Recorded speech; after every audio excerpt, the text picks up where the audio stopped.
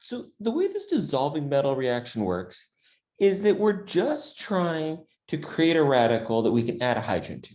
Right? And so what happens is, if you notice, here's our pi bonds. Right? So our triple bond has a sigma bond in the middle and then two pi bonds. And so what we're going to do is take that sodium. So remember, it's sodium metal, not sodium ion with a plus charge. It actually still has that one valence electron. It's going to donate in, and one of those electrons from the pi bond is going to pair up and make this lone pair. And that's where that negative charge comes from.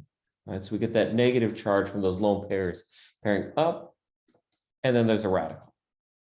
Now, the way this works is this is going to reach out and grab that hydrogen, right? Now, this is a really, really strong base, right? So you don't really think of ammonia as being an acid, but it can be if that anion is strong enough. And so this one's going to actually reach out and grab that proton and push those electrons onto the nitrogen. Now, your radical can either form a cis or a trans.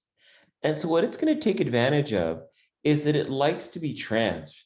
So in the second one, what we highlight on this reaction, and the reason this works, is the trans anion is more stable than the cis. All right? And that's kind of the key to this reaction, is another sodium electron is going to donate that second electron. And now when you have this anion here, let me just highlight it. It has the choice to be cis or trans, and it's going to pick the trans. Right?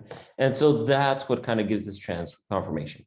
Right? So when you had the cis, the other one's because we had a mechanism that was stamping hydrogens from the same side. This one, we're giving the molecule a choice. And what we're going to see is that double bonds typically prefer to be trans. Right? That tends to be the more stable conformation. And so if we're going to give them the option, they're going to give us the trans alkene. Right? And so that's that donation of hydrogens. And then once it's become that trans conformation, we just do the base reaction again.